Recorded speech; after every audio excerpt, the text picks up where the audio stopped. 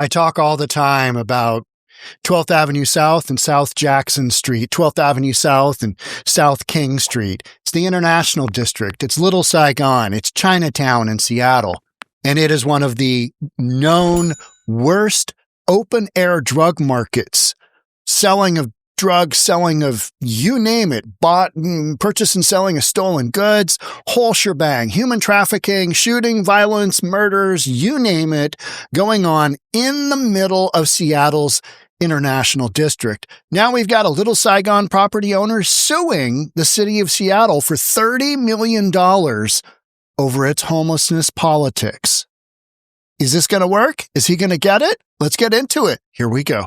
But first, let's go check a little Jonathan Cho Discovery Institute, Little Saigon Left Behind, Crime, Chaos, and Political Silence. This is the background. Jonathan Cho has covered this as well as anybody out there. Let's see what he has to say. And this is a known thing because the Asian community is by and large pretty respectful. And you're not going to have a lot of pushback from them. So go ahead, screw the Asian community. Let your drugs, let your, all of your debauchery associated with homelessness, drugs, just mental illness, put it in the Asian community. They'll be fine. They won't say anything. They'll just be, we're going to take it. Well, this property owner isn't going to take what we're about to see here any longer. He's suing. Passed out. What the heck is going on? Yep. Everywhere. Yo, you breathing? All right, he's breathing. Ma'am, you okay? Man, this whole block's crazy right now. It is, man, So when did everyone move back to China? South King.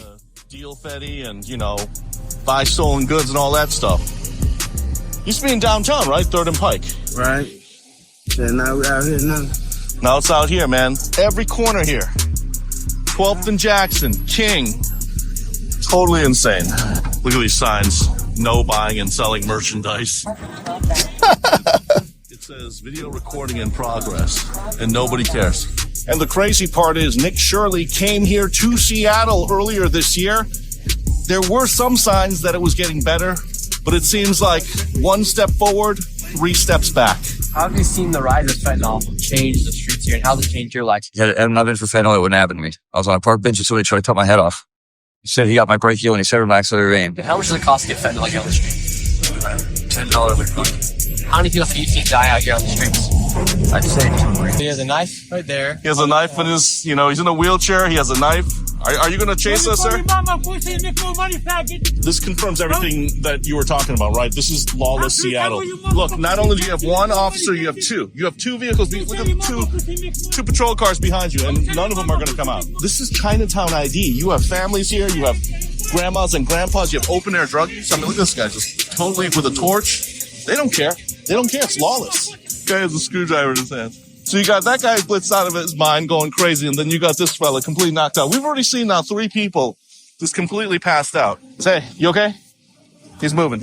No one checks in on him. I mean, this is crazy. And that's you see the ecosystem? This is 12th and Jackson. This place has been a problematic hotspot for years. Rogaine. He's in his final year. I covered his, election. He said he was going to handle this. It's been almost 4 years, and the streets are worse than ever. And this is a predominantly Asian American community, right? They keep talking about DEI, diversity, equity, inclusion, communities of color, vulnerable communities, yet this one gets absolutely no attention or love. This is an Asian supermarket. How do you think they stay in business? Just 15 minutes walking around this block. It's lawless. It's a free-for-all. Nobody cares. Meanwhile, look, these business owners, it's business as usual for them. They have to operate like this. So I've appraised real estate in the Central District, in the International District for years and years and years. And it wasn't always like this, right? There was always some sketchy stuff because it was close enough to downtown. And there was always some, there was sketchy stuff all over Seattle. Seattle's always been kind of sketchy. But the predominance of what you've got going here, the known open air drug market and open air sale of stolen goods from the community, whether it's from the community stores or people's homes or people's cars. That's what you've got going on. And there's the whole thing where the International District, Chinatown, Little Saigon are just trying to do their thing. They're just trying to live. And yet you see this scene that we're looking at right here. You know, it's you walk outside of their gated off, fences, and you've just got this absolute war zone going on. Try doing business with that going out on the streets. Or how about the kids, the high school kids who go to high school right on this block? You see the kids walking back and forth in front of all these just nut jobs. How'd you like to have your 17-year-old daughter trying to get to high school, walking past a bunch of whacked out, perverted drug addicts that are absolutely crazy? How would you like to have that for your child? Hey, hope you make it to school today. Right? I mean, it's terrible. It's terrible. This is a business that is owned by a Vietnamese family, and they don't have a choice. They have to put a barbed wire and razor wire. You got more drug addicts. You turn right, they're over there. Right here, Homai Park. This is a kids' park. The Asian American community for the Vietnamese. Instead, it's packed with drug addicts. Meanwhile, you have these people just visiting Chinatown ID, not knowing what the hell is going on. Yeah, it's like camera. Look at this cat right here. Is he okay? He's breathing? I got Narcan. Everyone's hitting up the Fetty. Oh my God, look at this tourniquet. Man, he's out again. Why isn't anyone helping him? You all right, Kevin? Okay, that's all we needed. Part of my beat as a journalist now, and I never imagined I'd be the one doing this, but I'm checking on whether or not people are ODing on drugs. You even have an officer here right now. They don't get out, they just drive by.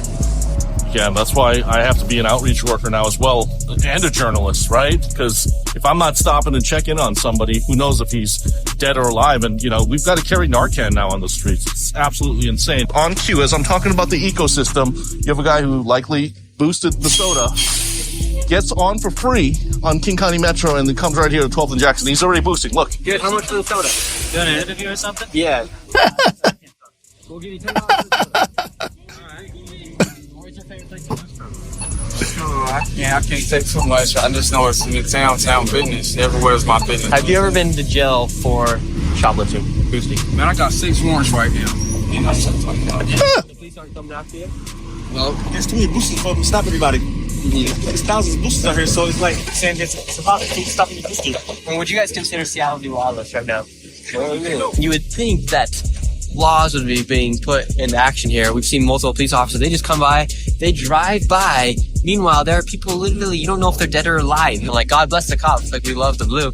But maybe their hands are tied from somebody up above. Honestly, if they need to start doing more checking up on people to make sure they're alive, that's what they're going to start needing to do out here. That's all we're going to do there. So you get the drill. Now, the problem is what are you going to do with all of these addicts?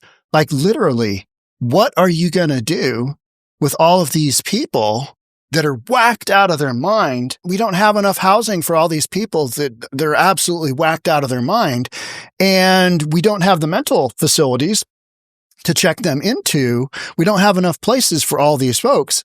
But more importantly, we don't have the ability to involuntarily put people into places where they need to be, whether it's mental health care treatment, whether it's addiction services, detox, or you put them in jail. Remember, we don't have enough police in Seattle. We are shy hundreds and hundreds of police officers.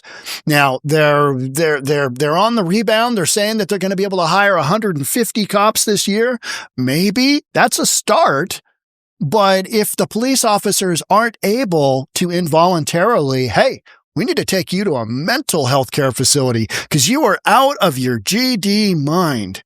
We don't have the ability as a society to do that. Then you've just got all these nut jobs and addicts running around like we just saw. And big blue liberal cities aren't willing to take a stance and involuntarily commit people.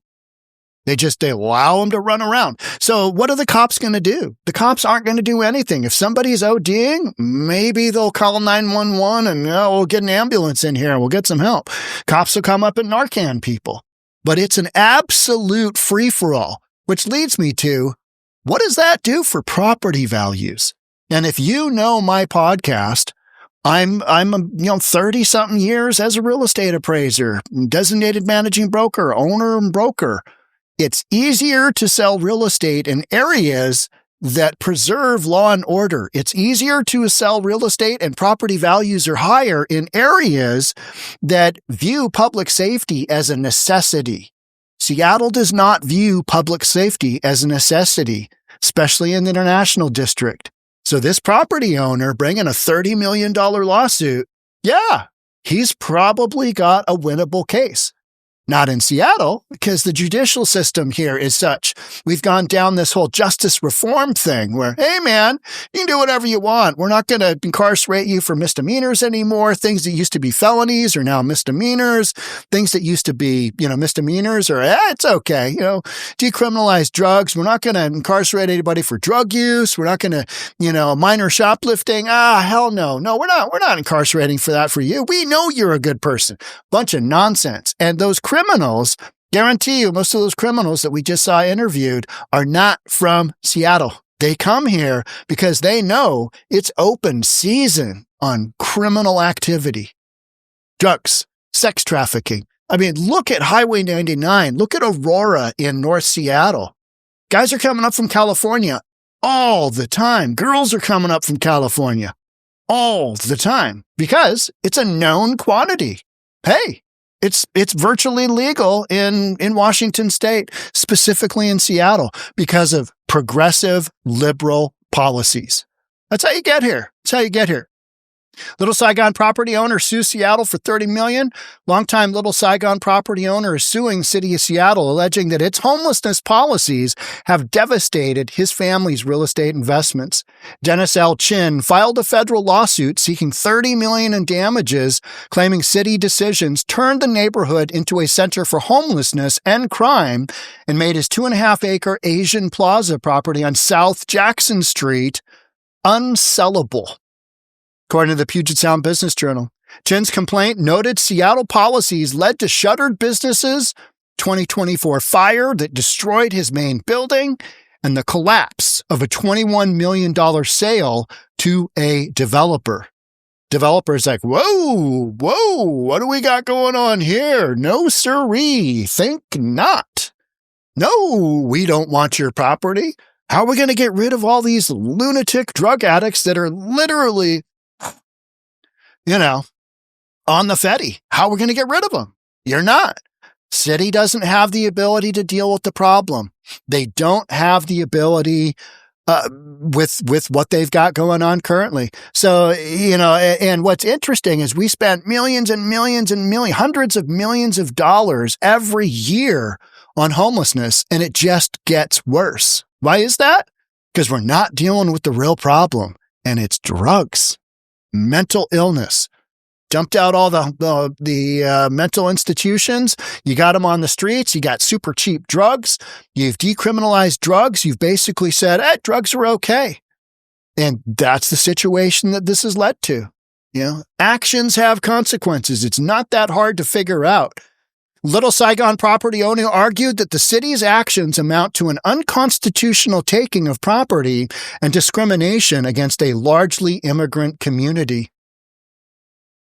I would not disagree with that. I think that the city of Seattle has some real liability. Whether or not he can prove that in court, I don't know. Whether or not he can prove that in a Seattle court, in a King County court, I don't know. Because you've got so many libtards that are just like, you can't involuntarily, put somebody in treatment because it's against their ideology. So instead, let them just run around, do their thing, and the International District becoming just an absolute dumping ground for people whacked out of their mind on Fetty. For just purchase and sale of stolen goods. Just let the crime begin, right? And it never stopped. City attorneys have moved to dismiss the case, saying that Chin lacks standing and that his grievances stem from policy disagreements, not violations of the law. Mayor Bruce Harrell's office declined to comment. Yeah, I don't think we're not going to get into that one on the lawsuit, but said recent safety efforts have reduced thefts and robberies in the area. Well, we go through these cycles all the time. Hell, let's do an emphasis patrol. Let's get a cop car out there and we'll just have it stationed there for the next couple of months. Things get better for a little bit. And then invariably, hey, what you've got going on is you've basically said Seattle is okay. It's okay to deal drugs here. It's okay to have open air markets here. You don't see that in other areas of the country. You see it in San Francisco. You see it in Portland, and literally Portland, not as much. Portland, it's just homelessness and drug addicts kind of everywhere, right? Everywhere. And the open air markets are very specific in Seattle. Pike and Pine and the 3rd Avenue corridor. That's the Blade. And then you've got this one in the International District, which is just a known quantity for what we just saw Jonathan Cho kind of wandering through with Nick Shirley on. Jen is asking the court not only for damages, but also for a fund to compensate other Little Saigon businesses affected by the city's actions. Does the city have liability? Well, let's ask the question. Has there been depreciation of property values specifically because of homelessness and unabated drug use and sale of drugs and stolen goods? Has there been depreciation to property value? Absolutely. Can you prove it? Well, you got a sale that's been over, sale blew up because an investor is like, holy shit, you want me to buy that for how much? In what condition with those lunatics running around? I don't think so. This is literally a couple of Mondays ago. Man shot in head, killed near Beacon Hill Public Park. No suspect arrested. This is Dr. Jose Rizal Park. I've done a bunch of shoots there. The Andres Suarez. We covered Steve Irwin. He was excavating open pit mining for diamonds. And what was he going for? Diamonds and gold in a Seattle City park, right? Well, just on the northern end, like right in here, man shot in head, killed near Public Hill Park. This is the insanity that I'm talking about. Seattle police detectives are investigating deadly shooting, 4:40 in the afternoon.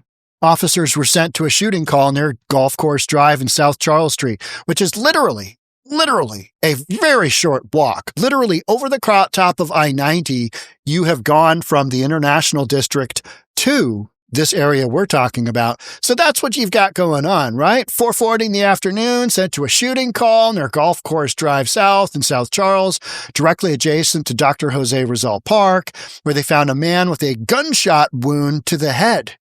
Now, nothing says depreciate property values like a dead guy out on the sidewalk, right? Right? I mean, hey, I got a deal for you. Let's set you up with we've got this plaza. It's epic. It's got great redevelopment potential. Look at the zoning. Oh, you can maximize this bad boy. Hey, what's that guy out there? That guy dead? Did that guy get capped in the head? Oh, yeah. Well, you know what? Why don't you send us some figures and, what you were thinking was a concept for the property, and we'll get back to you. Right? I mean, that's what you literally had going on here. And for this property owner, Little Saigon bus stops reopen despite ongoing crime crisis. It got so bad that they shut down the bus stop. The bus stop. They moved it. Oh, don't get off there. You could get effing killed. You might get killed there.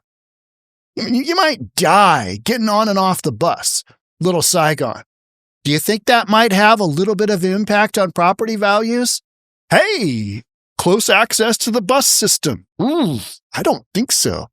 We've had all kinds of people get murdered on the bus. We've had a bus driver get murdered. I mean, this is just, it's absolute lawlessness right here. Let's keep going now. Late night shooting, Seattle's Chinatown International District kills one and injures another. This was September 22nd. This is last month. This kind of thing is happening over and over and over and over. And guess what? It doesn't promote public safety. It doesn't promote real estate development. It doesn't promote strong property values. It doesn't promote appreciation of property because people are worried about getting killed. They're worried about getting stolen from. They're worried about having an absolute nut job run after them with a hypodermic needle. They're worried about people shooting one another. They're worried about getting caught in a crossfire. They're worried about that story where 10 people got stabbed within a 48-hour period in the International District right here. So does this property owner have a case? I believe so. I'm a real estate appraiser, a managing broker. Absolutely has this depreciated real estate in that area. 100%. Are you going to be able to stick it to the city of Seattle based on their policies? That's where the whole rub comes in, right? You got an attorney. Attorney's going to have to go after the city. City's got a big, legal budget because they're getting sued 10 ways from Sunday all the time. They're constantly, settling wrongful death lawsuits, all kinds of stuff like that. So a suit from a property owner in Little Saigon in Chinatown, they'll just probably, brush it off. Not that big of a deal. So 100%, does the city of Seattle have some liability? Yeah. Can you prove it? Yeah, absolutely. Will that have an impact in court? That's where you're like, who knows? No idea. No idea. So let's say that this property owner does win his $30 million suit, and then he's got money set aside for other businesses. Will the city of Seattle change its ways, change its evil ways? I don't think so. Because the politics in Seattle are such that we don't have the ability to really clamp down on what you've got going on with the open air drug markets. You don't have the political will to put the absolute nut jobs where they need to be, whether it's treatment, mental health care facility, or jail. We're just not doing that. And the step before this is if the city of Seattle is found guilty of liability, how many other property owners are going to go, here's your lawsuit? Yeah. Tons, because there's precedent now. You'd have the ability to go after city of Seattle. Hey, my store got, broken into 25 times. That's the restaurant in Eastlake. I just podcasted that last week. Restaurant in Eastlake had 2 break-ins in the previous 30 years. And then since COVID to now, to 2025, they've been broken into 25 times. Restaurant, Italian restaurant. That's what's going on in Seattle. That's what's happening in Seattle. And Bruce Harrell, he's committed to, making all this better. Okay. Yeah. How's that working out? His hands are tied. He doesn't have the resources. He doesn't have the ability, and he most certainly does not have the political backing in Seattle to do what he needs to do to make a real difference here. So what does that do for this property owner who's, suing? It's probably going to be much of the same. And he's probably, if he does want to sell down the road, going to be massively discounted. And that sucks. That absolutely sucks. So yeah, the Seattle's International District, Seattle's Chinatown, Little Saigon, that whole area has been wildly impacted because the community has just been dumped on by the city of Seattle. Hey, let's set it up there. Let's have it do there. It's close to downtown, but it's far enough away. We'll just turn it over to all these absolute nut jobs. What could go wrong? This is progress. This is progressive policy. Just let them do whatever they want. It's fine. Drugs are good. It's okay. It's all right. That shouldn't be legal. And that's how you end up here. Whether anything will actually come from this, that's the question of the hour, right? Make sure you're subscribed because I'll be covering it. Thanks again for being here. Love to have you do the whole share content, like the video, all that good stuff. And I'll see you on the next one. Thanks again. Bye for now.